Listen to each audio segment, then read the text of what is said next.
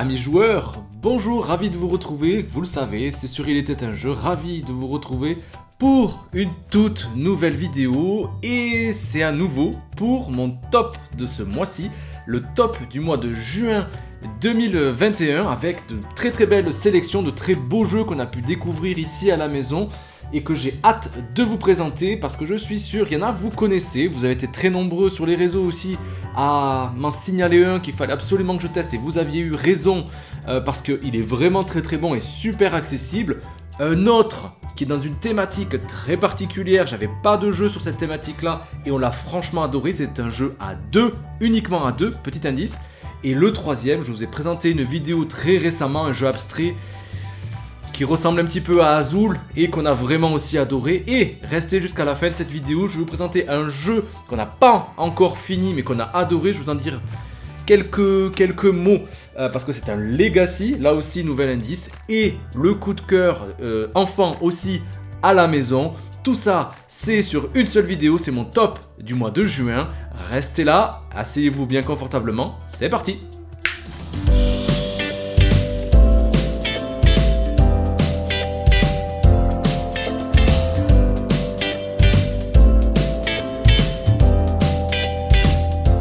Allez, on commence avec le petit jeu comme promis, celui que vous avez été nombreux à me dire qu'il était vraiment très bon. Excellent, très simple par son approche et ses règles. Ce jeu, c'est Happy City. Happy City, c'est un jeu qui a été qui est fait par des Japonais, qui a été édité en France chez Cocktail Games. C'est de 2 à 5 joueurs à partir de 10 ans pour des parties d'environ 30 minutes et c'est vraiment excellent. S'il y a un jeu rafraîchissant en ce moment et pour le début de l'été, je pense effectivement que c'est celui-ci. Le but, c'est marqué sur la boîte, ça va être de bâtir la ville du bonheur. Et pour ça, ça reste très simple. On a une sorte de rivière qui va évoluer au fur et à mesure de la partie.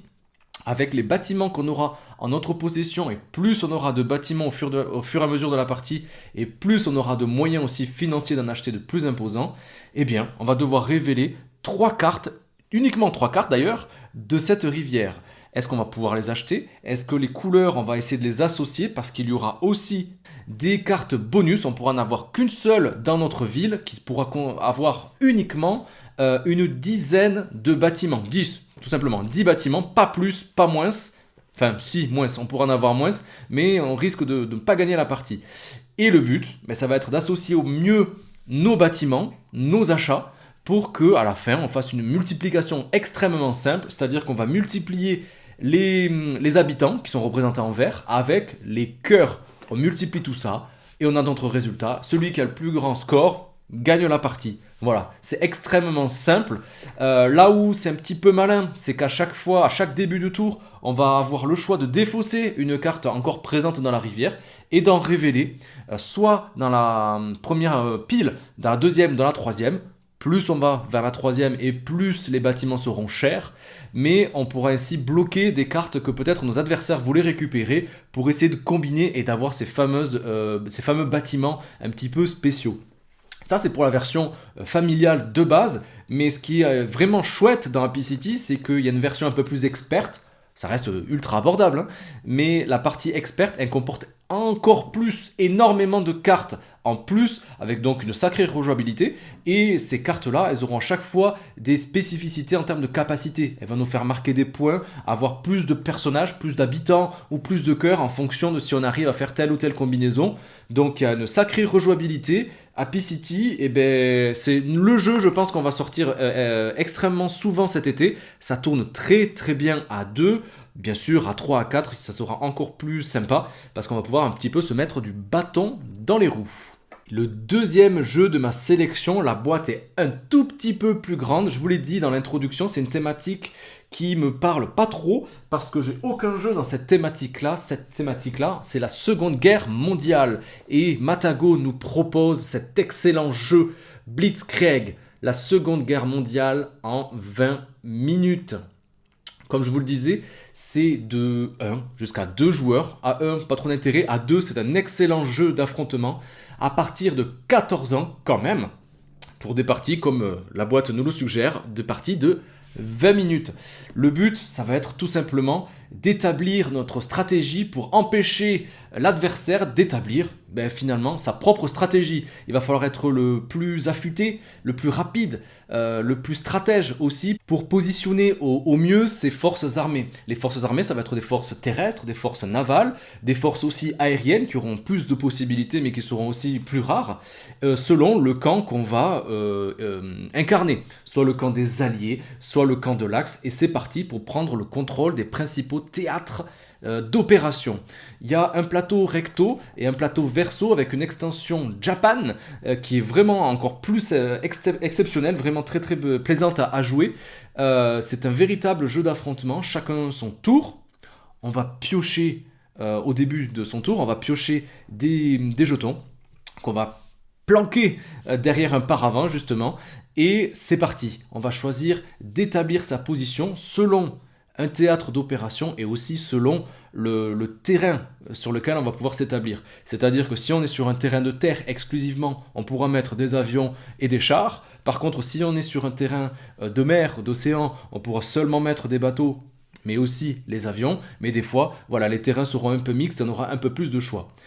On aura la possibilité uniquement de se positionner au tout début sur la première campagne de chaque théâtre d'opération, c'est-à-dire la première ligne de chacune de ce terrain. Et c'est là que tout le jeu va prendre du piquant parce qu'on va choisir de s'établir à tel ou tel endroit, ce qui va nous donner, en fonction des forces militaires qu'on mettra à l'œuvre, et ce qui aura marqué donc sur le jeton qu'on aura employé, on va marquer des points de prestige d'une certaine façon, ce qui va nous faire augmenter notre marqueur, le marqueur rouge d'affrontement qui est juste en haut de chacun des théâtres d'opération. Et ça fait penser énormément à un autre jeu qu'on adore, c'est Seven Wonders Duel. Justement, là aussi avec ses forces militaires, où on va devoir peut-être prendre le dessus, peut-être essayer un maximum, mais l'adversaire devra peut-être aussi se forcer à ne pas nous laisser l'opportunité de remplir et d'accéder à toute fin de cette ligne d'affrontement, parce que si c'était le cas, eh bien on gagnera la totalité des bonus restants sur ce théâtre d'opération. Parce que comme vous pouvez le voir, sur chaque terrain, sur chaque théâtre d'opération, on retrouve des icônes bien précis. Et quand on va positionner une force militaire, chacun son tour encore une fois, sur une case disponible, en commençant par la première ligne, une fois que la première ligne sera finie, on pourra faire la deuxième, la troisième, et s'il y en a un peu plus, on pourra continuer comme ça. Mais à chaque fois qu'on se positionnera sur une des cases de campagne, eh bien on va aussi remporter le bonus automatiquement qui va nous faire peut-être piocher des forces spéciales, peut-être nous faire gagner des points de victoire immédiatement, peut-être d'essayer d'éliminer aussi des forces adverses au hasard. Ça va nous donner plein de possibilités et plein de stratégies différentes. Est-ce qu'on va pouvoir piocher davantage aussi de force pour les prochains tours, nous donner un peu plus de possibilités? Bref, il y a énormément de possibilités, ou aussi d'avancer le marqueur d'affrontement sur les théâtres d'opération adjacents. Bref, il y a énormément de possibilités. Il va falloir réfléchir. Chaque coup devra être vraiment très très bien jaugé, parce qu'on ne pourra pas remplir évidemment la totalité de ce qui nous est proposé. Moi je me suis souvent fait avoir, bien sûr comme souvent je perds, c'est Elodie qui gagne à la maison, mais voilà. Le but aussi, ça va être d'essayer de compléter ces campagnes, parce que quand on arrive à la fin, comme c'est marqué avec le bouclier, avec le chiffre à l'intérieur, eh bien ça nous fera marquer des points de victoire.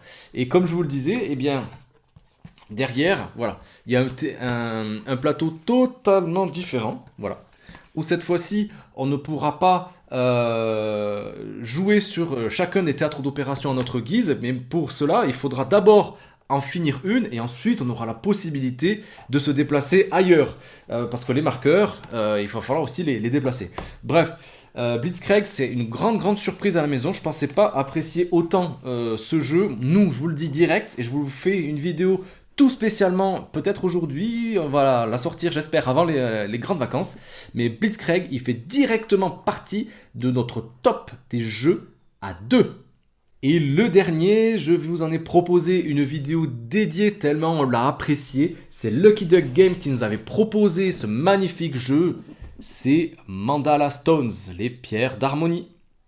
Mandala Stones, évidemment, ça fait penser à Azul, comme je vous le dis dans l'introduction. C'est de 2 à 4 joueurs à partir de 10 ans pour des parties de 30 minutes environ, mais on a toujours envie d'en refaire une. Mandala Stones, c'est beau, c'est zen, mais c'est ultra réfléchi aussi parce que on va devoir positionner des artistes selon notre choix, mais ce choix sera déterminant. En fonction du symbole qu'il y aura sur ces artistes, il y a seulement 2 symboles différents. On va le déplacer sur une case disponible parmi ces pierres d'harmonie justement. Et on va récupérer l'intégralité des pierres avec le même symbole disponible dans un ordre défini. À vous de choisir l'ordre parce qu'on va devoir les empiler précisément comme on le souhaite, mais précisément pour ensuite les placer sur son petit plateau personnel. Ça, c'est la première action qu'on va pouvoir faire. Et la deuxième action, on va pouvoir décompter. Une fois qu'on aura le choix, qu'on aura établi une certaine stratégie, on va pouvoir choisir une couleur parmi notre plateau. Et on va pouvoir faire chacune des actions avec la couleur qui est au-dessus de chacune des piles de pierres. Ce qui va nous permettre de marquer des points à chaque fois de manière différente, en fonction de la hauteur de nos piles, en fonction de la différence de couleur qu'il pourrait y avoir, ou en fonction de la position de la pierre sur notre pile, sachant que le maximum, ça va être 4. Mais là où on va pouvoir se bloquer aussi, c'est qu'une fois qu'on aura placé des artistes, si il y a une pile avec un artiste de l'autre côté de notre choix, eh bien on ne pourra pas la prendre. Donc ça sera quand même assez rare de faire des piles à 4 et ça pourrait laisser un sacré avantage si on arrivait à laisser cette possibilité en tout cas aux adversaires. Donc il faut quand même bien réfléchir. Et une fois qu'on aura donc décompté les couleurs qu'on avait utilisées, eh bien ces pierres-là, on va les mettre sur le mandala central et ce qui va nous permettre d'avancer au fur et à mesure, tel un escargot sur ce plateau-là, nous faire marquer des points bonus si on arrive à recouvrir avec nos propres pierres ces emplacements, et aussi nous signer la fin de la partie si on arrive à recouvrir les différentes mains selon qu'on est 2, 3 ou 4 joueurs autour de la table. Mandala Stones, c'est vraiment excellent, c'est un jeu totalement abstrait qui est très simple, il y a seulement 2 actions possibles, mais la réflexion qu'on devra mettre à chacun de nos déplacements est vraiment primordiale. Pour nous aider quand même, à la fin, on a la possibilité aussi d'essayer d'établir une stratégie selon les objectifs qu'on aura en notre main, qui seront cachés aux adversaires, d'en choisir un, et ça nous fera peut-être marquer des points bonus. Je trouve que ça n'apporte pas grand chose dans le jeu, comme je vous l'ai précisé sur la vidéo. D'ailleurs, les règles plus précises et les tours de jeu, c'est juste ici, vous n'avez qu'à cliquer, c'est fait pour ça. Mais voilà, Mandala Stone, je ne pouvais pas ne pas le mettre dans notre sélection du mois de juin, même s'il était sorti au mois de mai, mais chaque chose en son temps. Je vous l'avais promis, ça y est, il y a une petite sélection aussi de jeux enfants, il y en a eu quand même quelques-uns, mais celui qu'on préfère, nous, ici à la maison, c'est le rallye des vers de terre. Le rallye des vers de terre, c'est de 4 à 9 ans, de 2 à 4 joueurs pour des parties d'environ 20 minutes. C'est Gigamic qui nous propose ça ici en France, car c'est une réédition d'un jeu qui était sorti il y a quelques années, je ne vais pas dire de bêtises, je crois que c'était 2012, mais on l'attendait, on en avait entendu parler notamment par les copains du passe-temps, coucou si vous passez par là, et on avait franchement envie de l'avoir, on l'a acheté, et puis voilà, on se régale. Comme dirait Simon justement du passe-temps, c'est le PMU des tout petits. Tout simplement parce qu'on va devoir déplacer son ver de terre qui sera caché selon un plateau qui est double. Donc on va pousser au fur et à mesure avec des tronçons de ver de terre. C'est pas très sympa, on va les couper en morceaux. Des tronçons de ver de terre qu'on choisira selon un dé un petit peu au hasard finalement, qu'on lancera. On prendra la couleur associée le tronçon de la couleur associée au dé. Chaque tronçon a une longueur différente, le rouge étant le plus grand, le bleu étant le plus petit, et on va pousser notre ver de terre pour essayer d'arriver au compost. Ouais, je vous jure, il y a vraiment un compost à la fin du circuit. Et quand on pense savoir à notre tour quel ver de terre arrivera à montrer le bout de son museau, c'est un nez, ça respire, je sais pas. Ça fait comment? Ouais, il doit y avoir un nez. Donc la pointe de son nez, on va dire, selon les deux encoches qu'on peut voir sur le plateau, eh bien, on va pouvoir mettre la fleur ou la fraise, enfin les deux même, là où on pense que le ver de terre arrivera en premier. Si c'est le cas, ben, on pourra récupérer ce tronçon et agrandir encore plus et rapidement, encore plus rapidement, le ver de terre, notre ver de terre. Et si c'est pas le cas, eh bien, on aura perdu. C'est pour ça que c'est un petit PMU, c'est un petit pari. C'est très abordable. 4 ans, je pense que on peut le commencer avant. La gestion de paris, l'apprentissage de ce que c'est de devoir miser, de penser, d'anticiper en tout cas pour les tout petits, c'est vraiment très très bien fait dans ce jeu. Nous, on nous le demande tous les jours, le matin, le soir, le week-end, à la maison, on nous le demande à chaque fois. Donc très très belle sélection, il y a beaucoup de hasard bien sûr, mais avec les enfants ça passe très très bien. Ça fait du bien, un petit peu des jeux qui sortent du coopératif, quand il y a beaucoup de jeux en ce moment, je trouve, qui sortent, qui sont dans ce mode-là, coopératif. Ça en prend peut-être un petit peu aussi la frustration de pouvoir peut-être aussi jauger et miser sur les vers adverses. Voilà, c'est des choses que nous, la petite, apprend à la maison et je peux que vous le conseiller. Vraiment un très très bon jeu.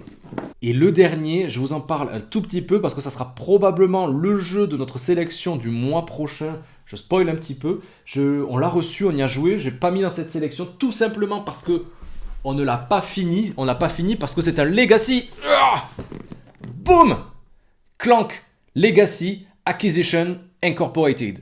Donc ça, c'est de la grosse boîte. Elle est assez épaisse, elle est assez quantitative. Il y a beaucoup de matériel. Et ce qui est top, on adore ça à la maison, c'est les Legacy. Franchement, si vous connaissez Clank, vous allez vous y retrouver très très rapidement parce que les règles elles sont quasi similaires. Il y a des choses qui vont un petit peu changer. Le plateau bien sûr va évoluer dès la première partie avec un petit livre de quêtes qui va nous amener des missions secondaires qu'on pourra faire soi-même. Les adversaires pourront les faire. C'est toujours compétitif, mais on a toujours cette soif de découverte pour faire évoluer le plateau, essayer de découvrir davantage de choses, d'essayer de débloquer des nouvelles cartes. Il y a énormément de cartes qui sont dans une sorte de petit coffre au trésor. Bref, il y a au moins 10 parties de 2 heures. Nous, ça nous a duré 2 heures à chaque fois. C'est de 2 à 4 joueurs, comme il est indiqué sur la boîte, à partir de 14 ans pour des parties. Ils nous disent 90 à 120 minutes. C'est plutôt 2 heures, hein, quand on va vouloir lire l'intégralité un petit peu des scénarios, des quêtes annexes, etc. Il y a compté à peu près 2 heures. Il y a des figurines de très bonne qualité. J'ai pas pris les extensions qui étaient sorties chez Ori Games directement sur leur site. Parce que je pense qu'on ne les utiliserait pas forcément. Il y a quand même déjà beaucoup de matériel. C'est quand même assez cher. C'est presque un peu plus d'une centaine d'euros quand même. Hein. Mais voilà, on va vous en parler une fois qu'on aura fini. Je vous présenterai tout ça pour vous donner mes sensations sur ce jeu. Est-ce que ça vaut le coup, si vous connaissez Clank, de l'avoir dans votre ludothèque? Pour l'instant, on n'a fait que la première aventure. Et c'est un gros coup de cœur aussi. Donc je vous en parle très très rapidement. Restez connectés. Et bien voilà les amis, c'était ma sélection du mois de juin, mon top 3 plus le jeu enfant plus, on le voit pas ici, mais le jeu coup de cœur qu'on n'a pas encore fini, donc je peux pas vous donner mon avis total et toujours honnête, donc j'attends vraiment de finir, qu'on finisse l'aventure pour vous donner mon avis précis, est-ce que ça vaut le coup de se le procurer.